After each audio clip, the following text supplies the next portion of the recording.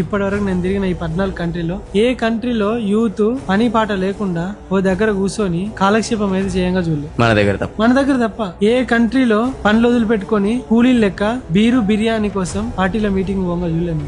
MP candidate కూడా ఎవరు పట్టించుకోరు, దేకడు కూడా దేకడు, రోడ్డు మీద నడుచుకుంటూ పోతారు వాడు. ఇక్కడ చిన్న కార్పొరేటర్ ఎమ్మెల్యే వస్తానంటే రోడ్ అంతా బ్లాక్ చేసి పోలీసు వాళ్ళు అందరు అక్కడికి డ్యూటీకి వచ్చి మొత్తం అందరూ ఒక దగ్గర మొత్తం ట్రాఫిక్ అంతా ఆగి ఆ మొగోడు పోయినాకనే మిగతా వాళ్ళందరూ పోవాలి. అప్పటిదాకా ఎవడు పోవద్దు. ఎందుకంటే ప్రిఫరెన్స్ అనేది ఇండియాలో ఒక్క దగ్గరనే, మిగతా దేశాలు అన్నిట్లలో సేవ చేయడానికి వస్తారు, ఇండియాలో ఒక దగ్గరనే పైసలు ఖర్చు పెట్టి మరీ సేవ చేద్దాం అనుకుంటారు. నేను కూడా ఎక్కువ అందుకే ఏం మాట్లాడను. నేను ఇవన్నీ కూడా ఇప్పుడు మాట్లాడినా గానీ ఎప్పుడు ఇవన్నీ మాట్లాడిన హార్ష్ గా ఉంటే జనాలకు నచ్చదు. తేనె పెట్టి గొంతుకు వస్తేనే నచ్చుతుంది, డైరెక్ట్ కొత్త అంటే నొప్పి లేవు. సో జనాలకు కూడా నచ్చదు. ఎందుకు అది అన్ని మాట్లాడడం అని చెప్పి సైలెంట్ గా ఉంటా కానీ మనసులో రగులుతా ఉంటుంది, చూస్తా ఉంటారు. వాడంటే అక్కడ సిగ్నల్ ఇట్లా పోతా అంటాడు కదా వచ్చాప్పుడు, నేను ఎట్లా కొడితే సెట్ అవుతాడు అనిపిస్తుంది కానీ మారారు ఎవరు.